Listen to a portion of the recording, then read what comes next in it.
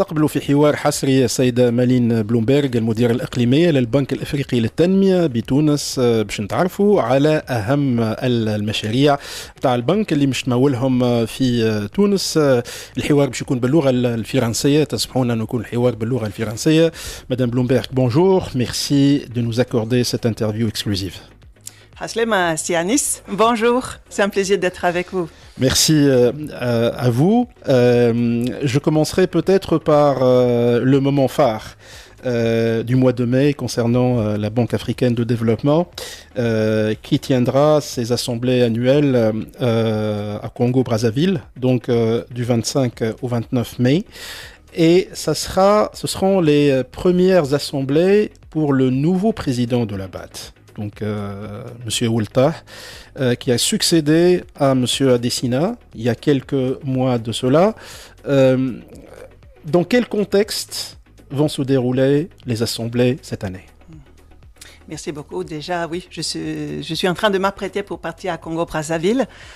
Et donc, comme vous dites, c'est le premier assemblée pour président Sidi Oultah. Et donc, c'est peut-être pour se rappeler un peu, pour répondre à la question, le plateforme sur lequel il a été élu président au sein de la Banque africaine de développement. Il a vraiment eu une vision qui a vraiment ressonné, donc qui a pris en compte les priorités des pays africains, je pense, y compris la Tunisie. Et vraiment, sa vision a été articulée donc, autour de 4 points cardinaux. D'abord, c'est une question d'accélérer l'accès au financement. Oui. C'est-à-dire, il faut simplement accélérer, il faut investir plus pour la transformation du continent. L'argent existe, mais il faut la débloquer. On voudrait que, pour chaque dinar que la Banque africaine de développement elle met sur un projet, on mobilise encore 10 dans la vision. L'autre, c'est vraiment l'architecture financière de l'Afrique. Elle est très fragmentée aussi. Il y a l'argent, il y a les financements, mais comment la canaliser là où on en a besoin? Et c'est ça, il faut des nouveaux instruments, il faut des nouvelles méthodes de coopération. Troisièmement, je pense surtout ici en Afrique du Nord et en Tunisie, la jeunesse. C'est une opportunité, il faut capitaliser, il faut assister à trouver des opportunités économiques pour le futur. Et ça, c'est vraiment une des priorités qu'on va intégrer dans tout ce qu'on fait dans les financements de la Banque africaine de développement.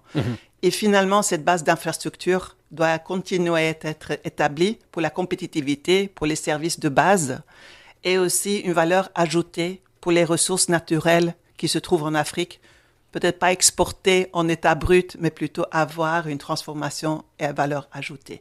Ça, c'était vraiment le plateforme sur lequel il a été élu. Et on va peut-être, c'est une continuité de ancien président Adesina, mais peut-être avant... Il n'y a pas un changement majeur entre les deux présidents? Je dirais c'est plutôt la manière de voir le rôle de la Banque africaine de développement. Oui. Avant, on était plutôt, peut-être, on intervenait directement en finançant des secteurs spécifiques prioritaires. On était un financier direct. Maintenant, l'optique, c'est plutôt être un catalyseur. Ce n'est pas aussi important dans quel secteur on intervient, parce que chaque pays a des priorités, mais comment on intervient. Et c'est dans ce contexte-là, on voudrait être plutôt catalyseur, coordinateur, mobiliser plus de fonds pour le continent. Vous dites que les fonds sont là finalement, mais comment les mobiliser, ça c'est une autre paire de manches. Tout à fait. Donc, ce qu'on va discuter dans ce thème qu'on a pour les assemblées, comment mobiliser à échelle plus de financement pour l'Afrique dans un monde fragmenté. Les financements existent. Donc, il y a 3 choses sur la nouvelle architecture financière promue donc, par président Sidi Oultah pour le développement. D'abord, c'est débloquer le financement. Il est là, mais chaque type d'investisseur, il a sa manière qu'il va intervenir et c'est pas toujours très facile donc à canaliser ces fonds pour les projets. Oui. Deuxièmement, l'architecture financière. On dépend beaucoup des financements extérieurs du monde et l'Afrique elle-même, elle a tellement de financements, mais qui ne sert pas donc au développement. Je prends un exemple. Il y a énormément de fonds d'épargne institutionnelle à moyen et court terme qui n'est pas utilisé. Le gap, pour donner l'ordre, le gap financier peut-être pour le développement par an, c'est 400 milliards de dollars. L'épargne disponible donc au sein de l'Afrique, c'est plus que 4 000 milliards de dollars. Donc, si on arrivait à canaliser une partie de ça pour le développement, mais ces fonds de pension, ils ne veulent pas investir directement dans une station d'épuration d'eau. Par exemple, oui. Ou dans une autre. Donc, il faut des nouveaux instruments pour consolider, pour recevoir ces fonds et les canaliser. Il y a des investisseurs qui veulent prendre certains risques et certains non. Donc peut-être avec ces instruments, il faut aussi trouver des moyens de dérisquer. Donc ça, c'est la deuxième chose, de dérisquer. Nous, en tant que banque de développement, peut-être le gouvernement, on peut avoir des instruments de dérisking pour faciliter l'utilisation de certains nouvelles fonds. Et troisièmement, c'est la coordination de cette architecture, de tous les intervenants en Afrique dans ce système financier. Si on travaille de chacun de son côté, on ne fait que des petites transactions. Ensemble, on peut structurer des programmes plus grands, mobiliser des financements ensemble à échelle. C'est effectivement ça qu'on va discuter pendant les assemblées. Comment, dans ce monde complexe, maintenant plus fragmenté, où il y a des problèmes non seulement sur le niveau géopolitique, mais ça répercute aussi sur le financement. Tout à fait. On voit le changement des flux financiers peut-être là où les investisseurs sont plus confortables. Donc, comment ensemble mobiliser? Et parfois, c'est quand on a dans une situation difficile, c'est là que l'innovation va être née, n'est-ce pas? Donc, je pense qu'on est sur un bon chemin. Oui. Justement, en parlant du contexte, effectivement, l'Afrique, notamment, est en train de subir de plein fouet, je dirais, deux considérations. La première considération, ce sont les impacts exogène que vit le Moyen-Orient par rapport à cette guerre-là, par rapport à la montée donc du prix du pétrole. Nous sommes dans un continent là où l'électrification malheureusement n'est pas très très importante, là où les énergies renouvelables ne sont pas encore, hormis quelques pays, je parle du Maroc, la Tunisie éventuellement et encore, mais l'Égypte aussi, l'Afrique du Sud qui se distingue du lot, mais la grande majorité des pays aujourd'hui souffrent d'un déficit énergétique très important. Et puis, deuxième considération très importante, vous l'avez évoqué, Madame Malin Bloomberg, c'est la question donc du recul du multilatéralisme. Aujourd'hui, j'ai l'impression que vous êtes en train de coller ce multilatéralisme pour qu'il puisse finalement jouer son rôle, notamment pour des populations qui sont restées en marge de toutes ces considérations un peu difficiles que vivent les pays d'Afrique. Oui, c'est le multilatéralisme, il a connu quelques freins, il a été un peu freiné dans certains domaines, et c'est justement pour ça que cette nouvelle architecture financière pour le développement en Afrique, il est tellement important que l'Afrique trouve vraiment des solutions pour utiliser tout le capital qui existe dans le pays, pour ne pas être dépendant des autres sources de financement de l'extérieur, qui regardent aussi d'une autre manière sur l'Afrique. Par exemple, je prends les primes de risque. Oui.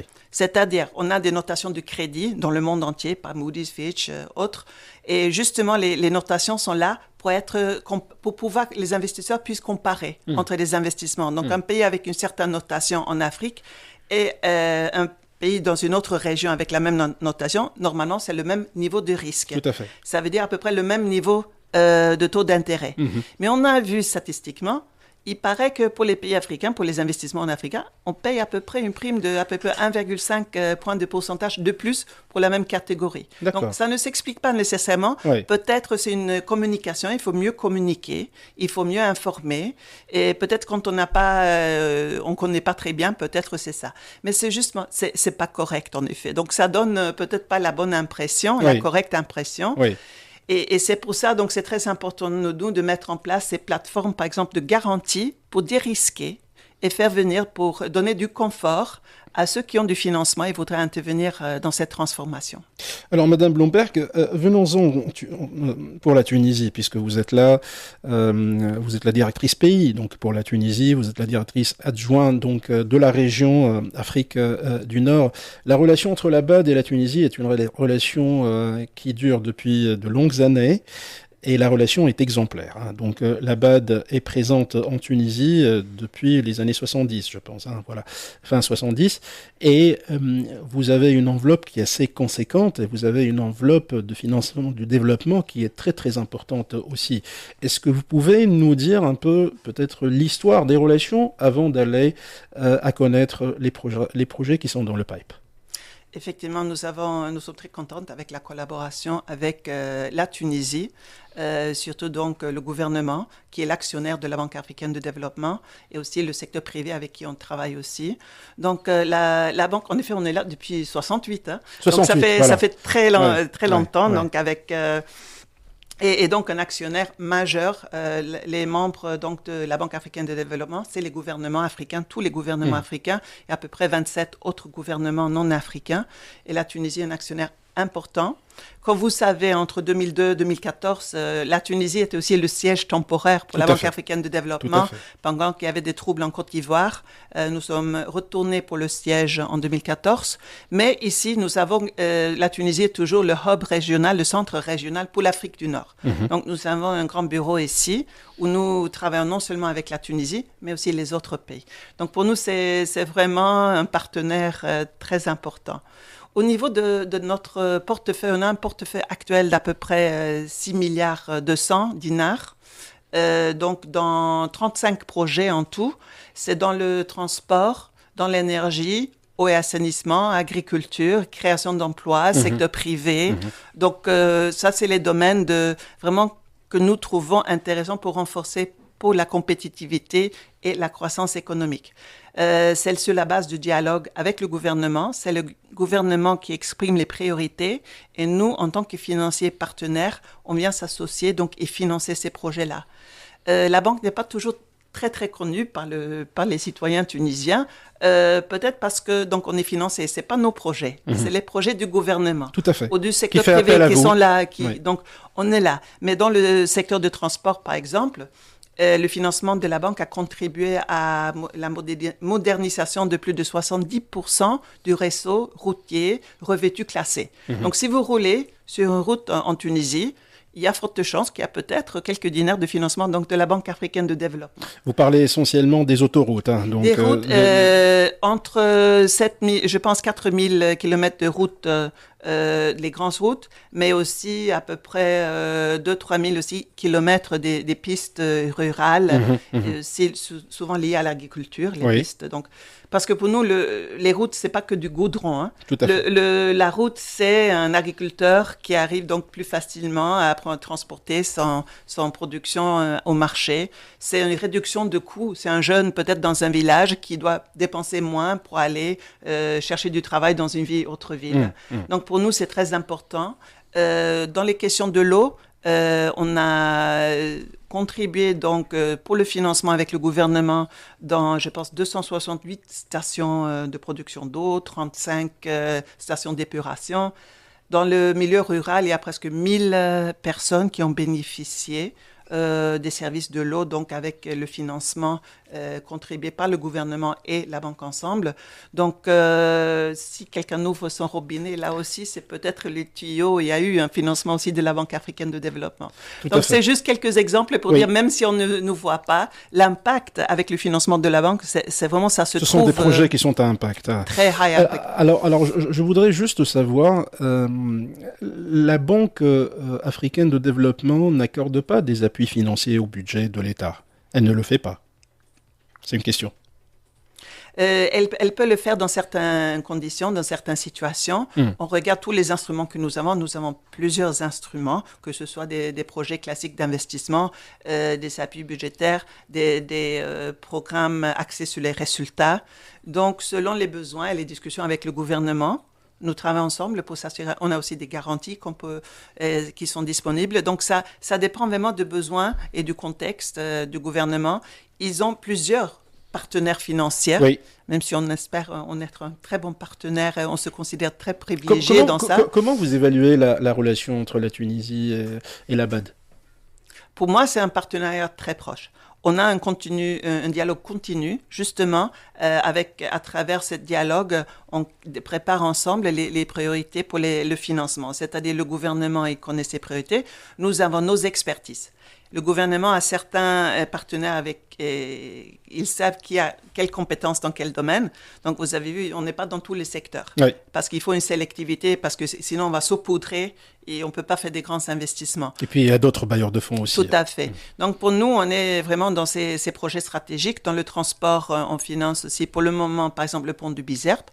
Nous, dans l'énergie, nous avons financé pour le secteur privé en collaboration avec le gouvernement la concession de électricité renouvelable à Kérouan. C'était une entreprise privée, donc Amea Power, qui était le sponsor avec le gouvernement. Et nous avons financé. On travaille avec le gouvernement sur la création d'emplois pour les entrepreneurs. On a un grand programme Cap Emploi qui a déjà dans 2 ans, je pense, créé 5 900 emplois mis en œuvre par l'Agence nationale ANETI sous la tutelle du ministère de l'Emploi.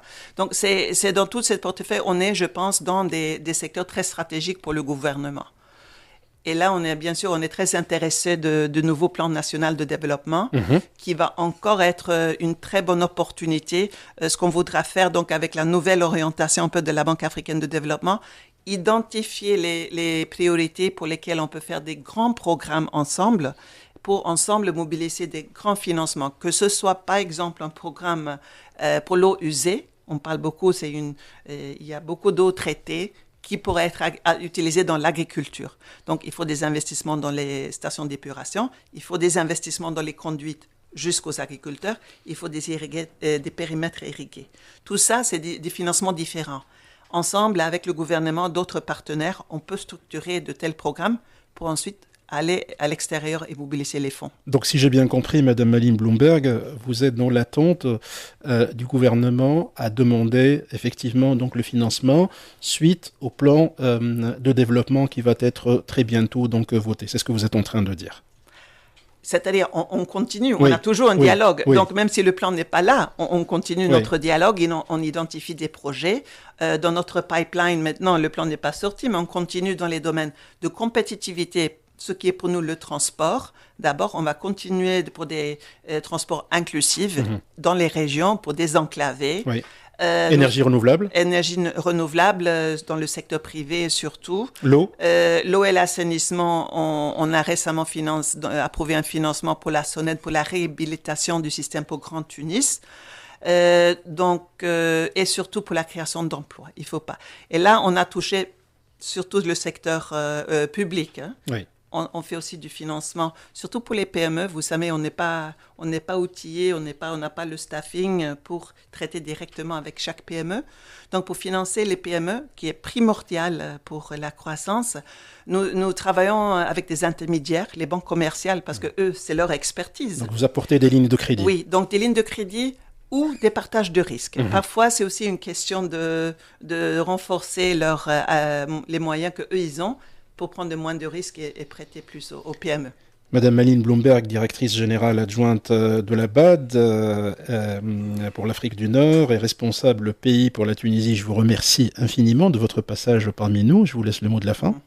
Merci beaucoup. Donc, pour la Banque africaine de développement, on est le partenaire de la Tunisie depuis longtemps. On continue à donc financer tous ces secteurs qu'on a dit ensemble avec le gouvernement, avec le secteur privé pour la création d'emplois ici. Et je prends cette opportunité de vous souhaiter Aïd Mabrouk à vous et à vos auditeurs. Merci infiniment, Madame Bloomberg. Merci beaucoup. شكرا للسيدة مالين بلومبرغ اللي كانت في حوار حصري الموزايك FM.